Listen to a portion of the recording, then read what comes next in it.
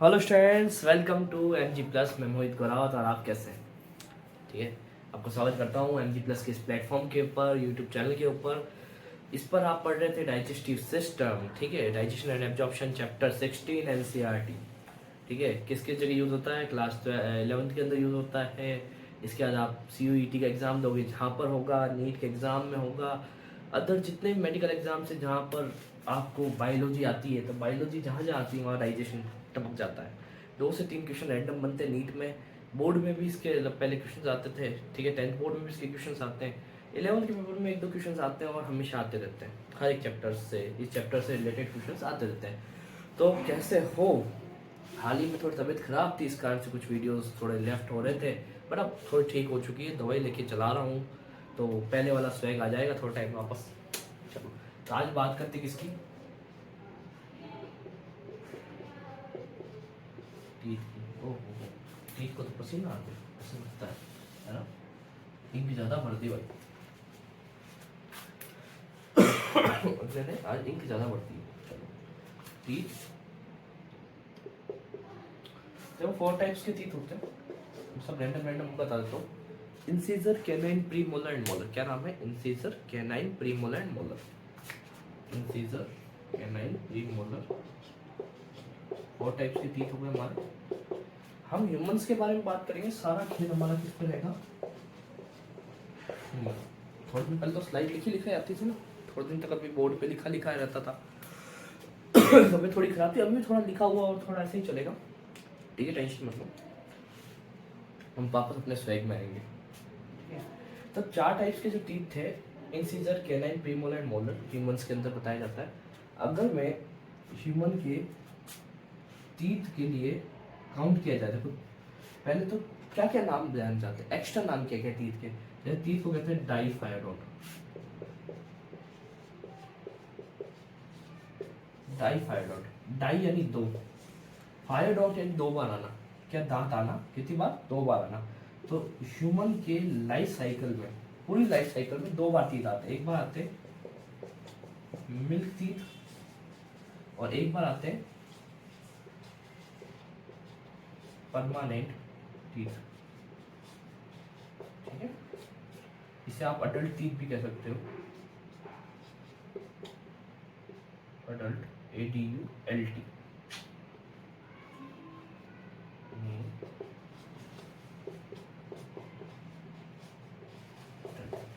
इसे प्राइमरी भी कह सकते हो, प्राइमरी डेंटिशन, और उसको सेकेंडरी डेंटिशन भी कह सकते हो।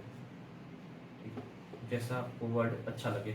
तो 2 टाइप के टीथ होते हैं। देखो, डाइफायडोन का मतलब होता है पूरे जीवन काल में, पूरी लाइफ साइकिल में ह्यूमन के 2 बार दांत आते हैं। एक बार आते हैं मिल्की टीथ, एक बार आते हैं परमानेंट टीथ। इनके अलावा भी नाम, जैसे प्राइमरी डेंटिशन भी आप इसको कह सकते हो, इसको कह सकते हो आप अडल्ट टीथ भी कह सकते हो, सेकेंडरी डेंटिशन भी कह सकते हो।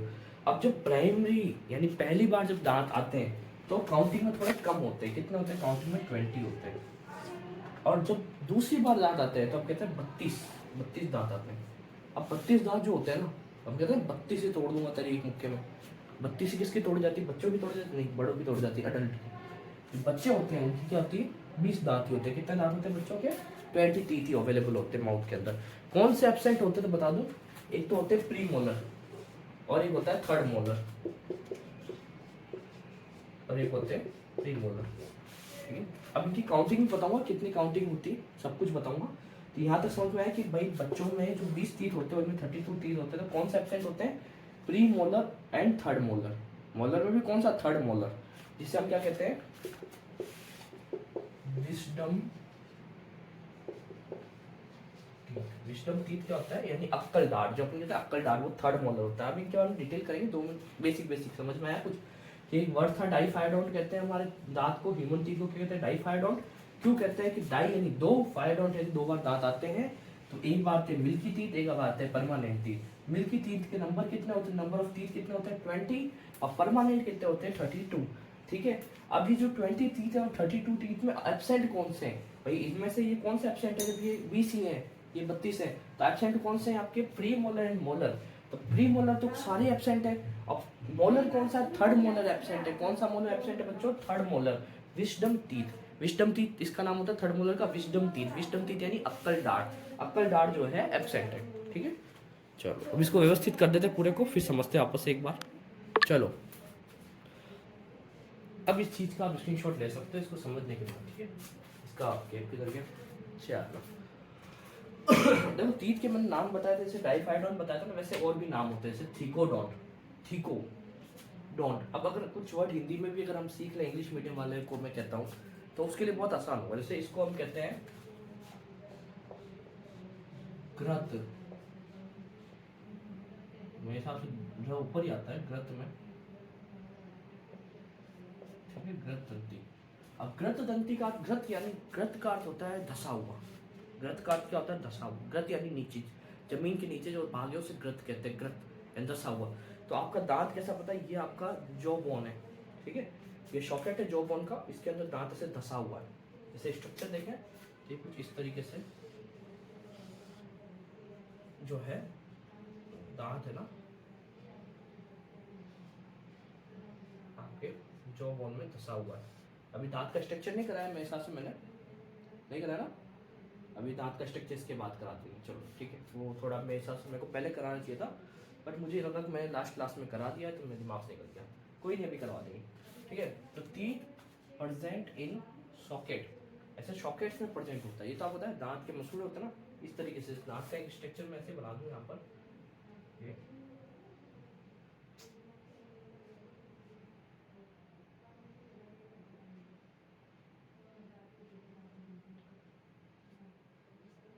ऐसे कुछ प्रेजेंट होता है दांत।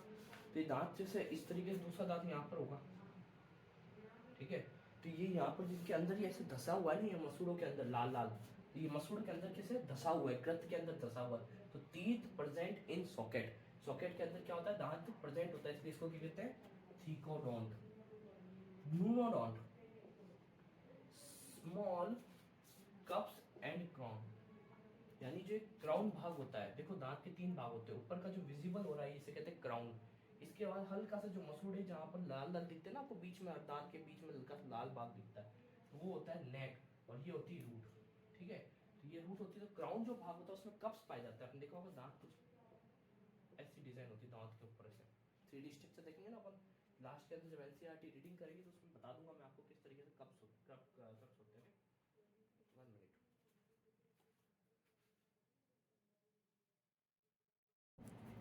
तो वहाँ तक समझ में आया आपको सब कुछ क्लियर? ठीक है, तो ब्लूनोडोंट आपको समझ में आ गया, क्लियर? वही कप्स पाए जाते हैं। कप्स क्या होता है मैंने आपको ये क्लियर बता दिया। 3D स्ट्रक्चर एनसीईआरटी हम रीडिंग करेंगे तो उसका 3D स्ट्रक्चर इसका देख लेंगे एक बार, क्लियर। अगला देखो डाइफाइडोन। डाइफाइडोन में हमने पढ़ा, डाई का मतलब क्या होता है? हमेशा दो, फाइडोन यानी दो बार तीत आना। दो बार तीत आने का मतलब क्या हो गया कि जो आपकी लाइफ साइकिल है पूरी, एक बच्चा पैदा होता है उससे मरने तक जो लाइफ साइकिल चलती है उसमें सिर्फ दो बार तीत आते हैं। एक बार आते हैं मिल्की तीत और एक बार आता है आपके अडल्ट तीत, ठीक है। मिल्की टीथ होते हैं बचपन में, छोटा बच्चा होता है ना, मिल्की टीथ होते हैं, उसमें 20 टीथ होते हैं। और जो अडल्ट टीथ होते हैं वो 32 होते हैं। अपन कहते हैं 32 ही तोड़ दूंगा तेरी, तो 32 बच्चे की तो नहीं तोड़ते हम लोग, 32 किसके तोड़ते हैं? बड़े की। तो अडल्ट इंसान में कितने दांत होते हैं? 32, यानी 32 दांत होते हैं। 20 दांत रिप्लेसिंग होते हैं यहाँ पर, और ये प्लस 12 टीथ नए आते हैं। अभी 12 टीथ कौन से वो भी हम डिस्कस करते हैं। तो 4 टाइप मैंने बताए थे, incisor, canine, premolar and molar. कौन कौन से थे? Incisor, canine, premolar and molar. कृदनक, रदनक, अर्ध चवर्णक और चवर्णक। हिंदी में बता दी मैंने, कृदनक, रदनक, अर्ध चवर्णक और चवर्णक, ठीक है। अब आपको बता दूं मैं कि जो मिल्की टीथ होते हैं चाइल्ड के अंदर, छोटे बच्चे के अंदर, मिल्की टीथ के अंदर इंसीजर की काउंटिंग कितनी होती है? 8। कैनाइन की काउंटिंग कितनी होती है? 4। प्री मोलर होते ही नहीं है, एब्सेंट होते हैं। मोलर जो होते हैं वो कितने होते हैं? 8, ठीक है। इसी के साथ साथ इस तरफ अगर बात करूं कि 32 अडल्ट के अंदर कितने होते हैं, तो अडल्ट के अंदर इंसीजर 8 होते हैं, मतलब कि दोनों के इंसीजर इक्वल है, ठीक है। कैनाइन भी इक्वल है 4 4, बट यहाँ पर प्रीमोलर एब्सेंट है, यहाँ क्या है? प्रीमोलर प्रेजेंट है। कितने हैं? 8 है। मोलर में देख लो आप, यहाँ पर 12 और यहाँ पर 8 है। कितने की कमी है? कितने की कमी? आपके 4 कमी है। तो आपको पता है जो ये कौन से प्रेजेंट नहीं होते, कौन से एक्स्ट्रा होते हैं? 12 कौन से होते हैं पता है एक्स्ट्रा? इन्हें हम क्या कहते हैं? मोनोफायोडोंट। इन्हें क्या कहते हैं? मोनोफायोडोंट। ये एन है, ओके, मोनोफायोडोंट। तो मोनोफायोडोंट कौन सा होता है? एक तो प्रीमोलर, क्योंकि यहाँ पर प्रीमोलर पूरे एब्सेंट है, 8 के 8 एब्सेंट है। और यहाँ पर एक्स्ट्रा एब्सेंट कौन से हैं, यहाँ पर 4 एब्सेंट है, कौन से, मोलर। तो लास्ट के बचे थर्ड मोलर जो होते हैं वो एब्सेंट होते हैं। तो pre molar plus third molar ये एब्सेंट होते हैं। और ये किस में प्रेजेंट होते हैं, ये ओनली फॉर अडल्ट में ही प्रेजेंट होते हैं, सेकेंडरी डेंटिशन में ही प्रेजेंट होते हैं। जो ये थर्ड मोलर होता है इसे हम क्या कहते हैं, इसे हम विजडम टीथ कहते हैं बच्चों, विजडम टीथ। हिंदी में इसको कहते हैं अक्कल डांट, कहते हैं ना अक्कल आ गई, अक्कल कहाँ आ गई, घुटनों में, घुटनों में नहीं आई अक्कल, दांतों के अंदर आती है अक्कल डांट। यहाँ तक क्लियर हुआ आपका कि भाई ये 20 जो थे रिप्लेसिंग हो गए और 12 नए हैं, इनके हमने क्या कहा, मोनोफाइडोन। कौन कौन से होते हैं, primary molar and third molar. ठीक है, क्लियर। अब एक स्ट्रक्चर देख लेते हैं आपके माउथ का, इसको मैं 4 कोऑर्डिनेट में कन्वर्ट कर देता हूँ, 4 भागों में तोड़ देता हूँ आपके माउथ को। ठीक है, अब पर कोऑर्डिनेट के अंदर हम डिस्कस करेंगे कितने कैसे कैसे टीथ अवेलेबल होते हैं। देखो पहला जो है आपका इंसीजर, ये इंसीजर हो गए, 2 इंसीजर, कितने, 2 इंसीजर हो गए। ठीक है, कि 2 यहाँ होंगे, 2 यहाँ पर होंगे नीचे, सेम सिचुएशन में अगर मैं देखूं तो ये 2 यहाँ पर क्या होंगे आपके इंसीजर। ठीक है, 2 इधर भी होंगे, 2 इधर भी होंगे, तो टोटल कितने में, 2 4 6 8, तो 8 इंसीजर हो गए। तो मैं एक साइड ही बना रहा हूँ, उसको आपको 4 से डिवाइड कर देना है तो आपकी वैल्यूएशन आ जाएगी। चलो ठीक है, अब इस तरफ देखो, केनाइन, केनाइन कैसे होते हैं, तीखे दांत होते हैं, चीरने फाड़ने के काम आते हैं। वैसे मैंने तुम तीखे तीखे बनाया, देखो कई जनों के तीखे तीखे दांत होते हैं। ठीक है, तो ये कुत्तों में भी आपने देखने को मिले होंगे, शेर वगैरह मांसाहारी जानवरों में बहुत ज्यादा विकसित होते हैं, एकदम डरावने से दिखने वाले दांत। ठीक है, तो ये कौन से हो गए आपके, केनाइन। ठीक है, ये केनाइन एक इधर है, एक इधर है, एक इधर है, एक इधर है, तो टोटल कितने हो, 4 केनाइन्स हो गए। ठीक है, सॉरी बच्चों, तबीयत अभी भी थोड़ी सी खराब है। प्री मोलर एब्सेंट है तो मैं यहाँ पर एब्सेंट लगा देता हूँ। ठीक है, एब्सेंट लगा देता हूँ। इसके बाद में कितने लगाऊंगा आपके, 8 मोलर, 8 मोलर यानी कितने हो गए हमारे, 2 इस तरफ, 2 इस तरफ, तो ये क्या हो गया, मोलर। ठीक है, 2। तो ऊपर का फॉर्मूला क्या बना भाई, कुछ नहीं तो 0, तो 2 1 यहाँ लिख देता हूँ, 2 1 0 2 अपॉन 2 1 0 2। तो चाइल्ड के टीथ फॉर्मूला क्या होगा, 2 1 0 2 अपॉन 2 1 0 2। Clear, answer clear. आगे देखें, इस तरफ आ जाते हैं। अडल्ट के अगर हम 4 कोऑर्डिनेट बनाए इस तरीके से, अडल्ट के क्या हम 4 कोऑर्डिनेट बनाए तो कैसे बनाएंगे, तो पहला देखो इंसीजर, इंसीजर तो उधर भी 8 थे, 2 इधर बना दिए मैंने इंसीजर। ठीक है, कैनाइन भी वहां पर 4 थे, इधर भी मैंने कैनाइन बना दिया, तो कैनाइन कितना हो गया, 1। प्री मोलर थे इधर, इधर प्री मोलर है, तो प्री मोलर कितने होते हैं हमारे, 3 प्री मोलर हो गए, है ना, सॉरी 2 प्री मोलर हो गए। इसको थोड़ा बड़ा बनाना पड़ेगा आपको, क्योंकि यहाँ पर मोलर भी तो ऐड करना है आपको, ऐसे थोड़ा बड़ा। अब 12 है तो यहाँ पर कितने हो गए, 3। ठीक है, ये 3 क्या हो गया आपके मोलर, ये हो गया आपके प्री मोलर, पीएम और एम। ठीक है, तो ये कितना हो गए, 2 और ये हो गए 3। अब ये 3 इधर भी होंगे तो 6, 3 इधर भी होंगे तो 6 और 3 9 10 11 और 12। ठीक है, 4 कोऑर्डिनेट में 4 से डिवाइड करोगे तो 12 हो जाएंगे। तो यहाँ का फॉर्मूला क्या बना, 21 23 अपॉन 21 23। तो आपको 30 फॉर्मूला बनाना मैंने बता दिया। ठीक है, रिप्रेजेंट कैसे करोगे, अगर इसको ढंग से लिखना है तो इस तरीके से लिख सकते हो, incisor 2/2, canine 1/1, premolar 2/2, molar 3/3 into 2 equal to 32 teeth. Okay, represent कर सकते हैं इस तरीके से। तो यहाँ तक कोई टीथ में मेरे हिसाब से आपको कोई दिक्कत नहीं आई होगी। भाई थीकोडोंट क्या होता है कि जो दांत है आपके सॉकेट में धसा हुआ होता है, जो आपकी जो बोन है ना उसके सॉकेट के अंदर धसा हुआ होता है। सॉरी, ब्रूनोडोंट स्मॉल कप्स और क्राउन पाए जाते हैं। कि कप्स और क्राउन क्या होते हैं मैंने बता दिया आपको। क्राउन कौन सा भाग होता है आपका दांत का ऊपरी जो आपको विजिबल हो रहा है व्हाइट व्हाइट, ये क्राउन होता है। उसके ऊपर ऐसे कटिंग लाइक स्ट्रक्चर होता है, 3D स्ट्रक्चर में अगर आप दांत को भी देखोगे ना तो ऊपर से ऐसे कट टाइप लगे हुए दिखाई देंगे। तो ये हमने बताया था ब्रूनोडोंट होता है। डाइफाइडोंट क्या होता है, 2 सेट ऑफ टीथ प्रेजेंट होते हैं पूरी लाइफ साइकिल में। जैसे एक तो मिल्की टीथ और एक अडल्ट टीथ। मिल्की टीथ में 20 टीथ होते हैं, incisor, canine, pre molar, molar, जिसमें प्री मोलर और थर्ड मोलर जो है आपका एब्सेंट होता है। तो इसका फॉर्मूला क्या बनता है, 2102 अपॉन 2102। इसके बाद बात करते हैं अडल्ट के अंदर 32 टीथ होते हैं हमारे, जिसमें 20 + 12 टीथ होते हैं। 12 टीथ कौन से होते हैं, जो नए आए हुए होते हैं। पुराने वाले तो 20 टीथ थे वो तो है ही सरी, ठीक है। मैंने कहा ना कि वो रिप्लेस हो गए वापस इस तरफ, रिप्लेसिंग हो गई उनकी। जो कि अभी नए टीथ आए हैं वो जो 12 टीथ है, जो कि मिल्की टीथ में अवेलेबल नहीं है, जो कि चाइल्ड के अंदर नहीं अवेलेबल होते, सिर्फ अडल्ट में ही एक्स्ट्रा आते हैं, जो सिर्फ लाइफ की पूरी साइकिल में एक बार आते हैं। अगर आपसे ये भी क्वेश्चन पूछ लिया जाए कि ह्यूमन के अंदर ओनली 1 बार यानी ओनली एक बार आने वाला कौन से टीथ है, तो आप क्या बोलोगे? मोनोफायोडोंट है। कौन से है बच्चों? मोनोफायोडोंट।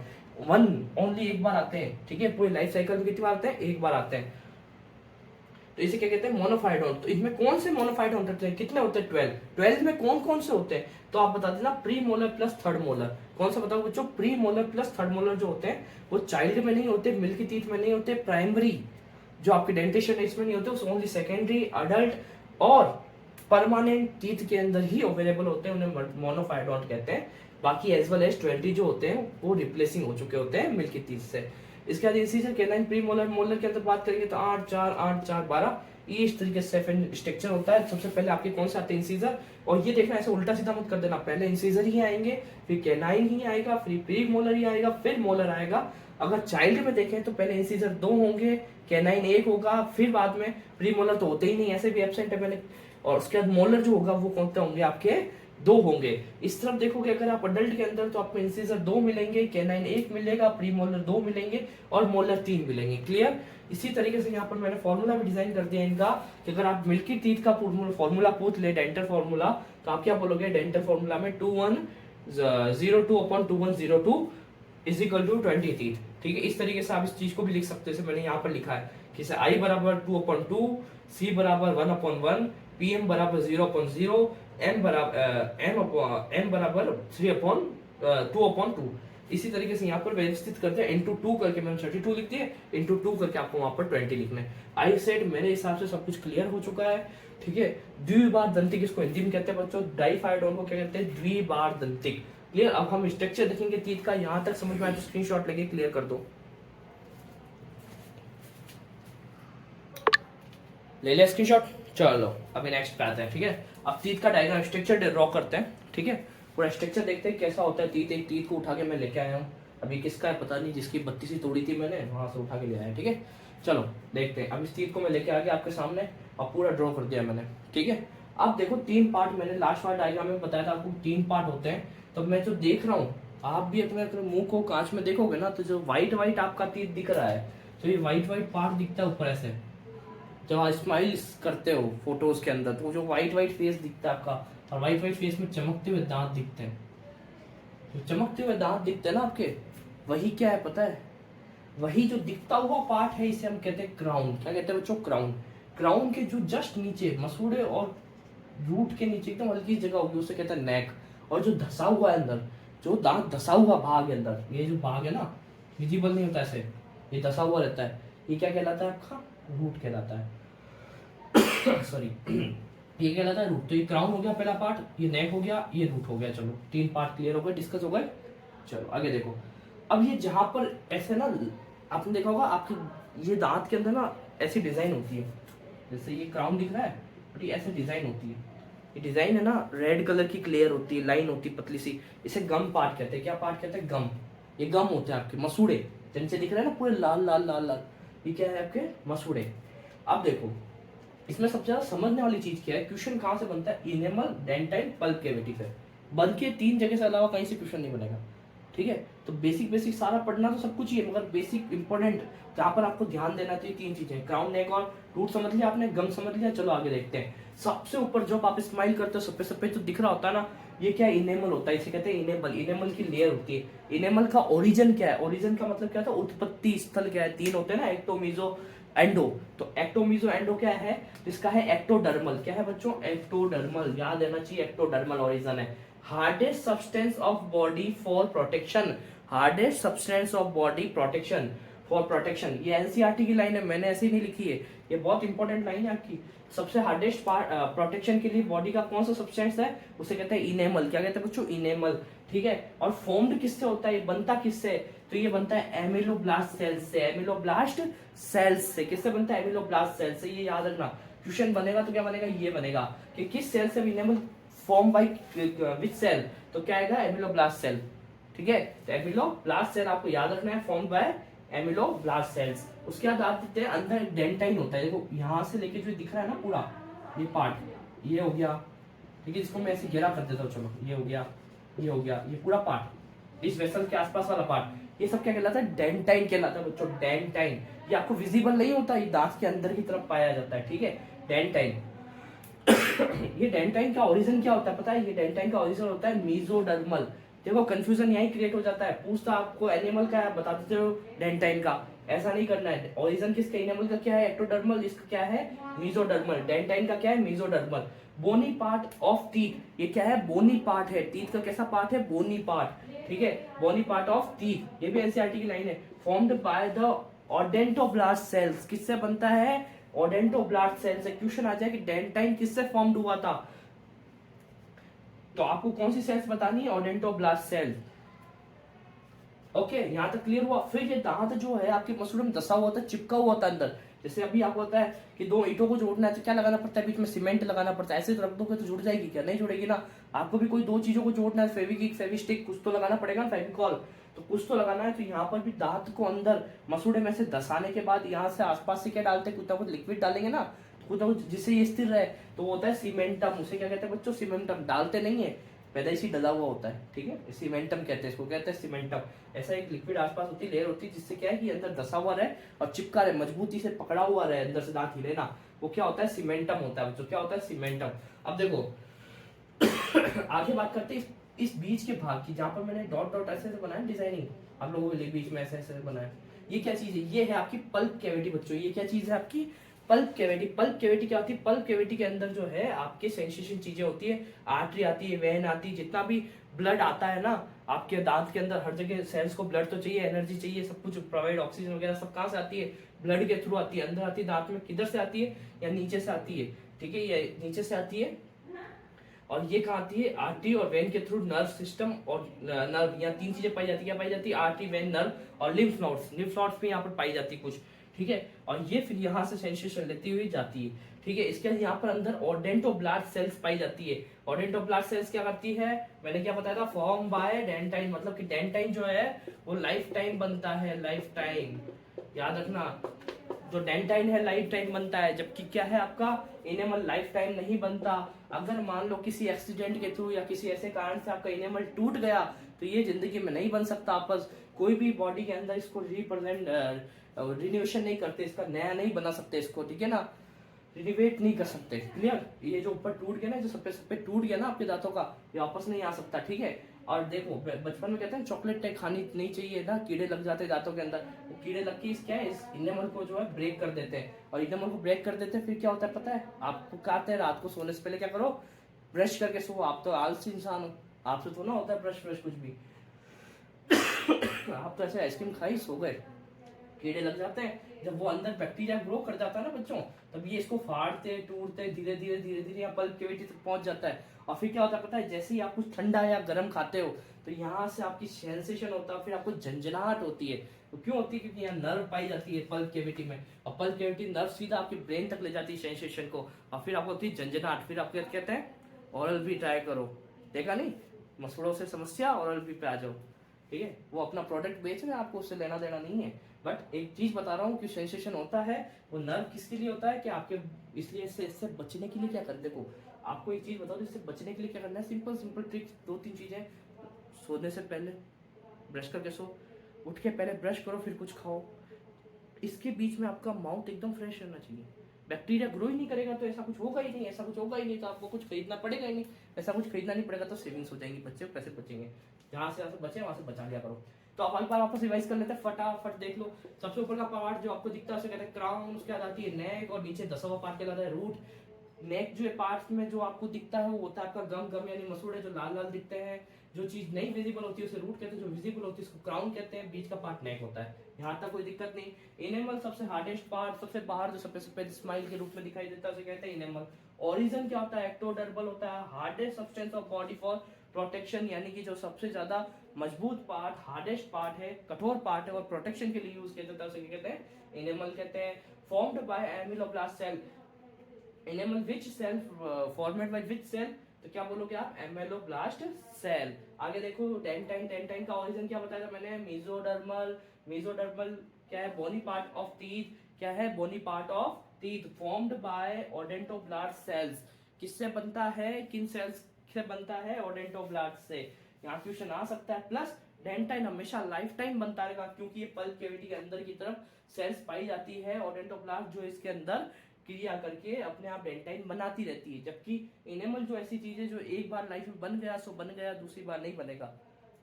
रात गई सो बात गई और बात गई सो बीत गई वाली बात है कि इनेमल टूट गया तो भूल जाना इनेमल क्या होता है, ठीक है ना। उसको आपको फिर भूल ही जाना है कि होता ही क्या है। जैसे आजकल कई चीजें हम भूल चुके हैं ना, वैसे ये भी भूल जानी चाहिए हमें, ठीक है। लोगों के देखते रहना फिर सफेद सफेद दांत। चलो आगे देखते हैं। फिर ये जो दांत अंदर की तरफ धसा हुआ रहता है वो अंदर से किससे जुड़ा हुआ रहता है, वो सीमेंटम के थ्रू जुड़ा हुआ रहता है, ठीक है, सीमेंटम के थ्रू जुड़ा रहता है, ठीक है। इसके बाद ये चीज छेद है, यहाँ पर दांत के अंदर दो छेद पाए जाते हैं, इसके अंदर से ये जो लाइंस जा रही है जिसके अंदर से वेन आर्टरी वगैरह जा रही है, इसको कहते हैं एपिकल फोरामेन कहते हैं बच्चों, एपिकल फोरामेन कहते हैं। क्या कहते हैं, एपिकल फोरामेन, ठीक है। ये चीज और नई ऐड कर लेना, बाकी इतना डिटेल पूछते नहीं। एपिकल फोरामेन कहते हैं यहाँ जो छेद पाए जाते हैं जिससे नर्व वगैरह सब कुछ निकली हुई अंदर की तरफ जारी होती है। पल्प कैविटी में बात करता हूँ, artery veins nerve odontoblast cells पाई जाती है। पल्प कैविटी कहाँ पाई जाती है, ये यहाँ पाई जा रही है सेंटर के अंदर, थोड़ी सेंटर जैसी जगह में पाई जाती है। और ये पल्प कैविटी में क्या होता है कि सारे सेंसेशन होते हैं, आर्टरी वेन्स नर्व सब कुछ इसमें आता रहता है।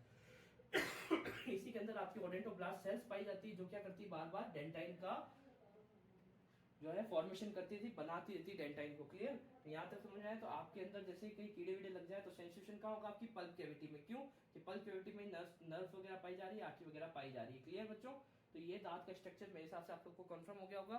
अभी इसके अंदर एक चीज और बाकी रह गई है, लास्ट नेक्स्ट वीडियो में हम डिस्कस करेंगे रूट ऑफ टीथ के बारे में, ठीक है। बाकी हम लोगों ने टीथ का स्ट्रक्चर बता दिया, टीथ की जो सिटिंग पावर बता दी, कैसे वैसे सेट किया जाता है टीथ हमारे बॉडी के अंदर, कैसे कहाँ का सेट होता है। काम पता ही आपको, चर्निंग मूवमेंट करते हैं दांत, चीरने फाड़ने में काम करते हैं, चर्निंग मूवमेंट में हेल्प करते हैं, ठीक है ना। बाकी आप सब जानते हो, ठीक है। एनसीईआरटी के अंदर एक बार इसको शॉर्टली हम देख लेंगे।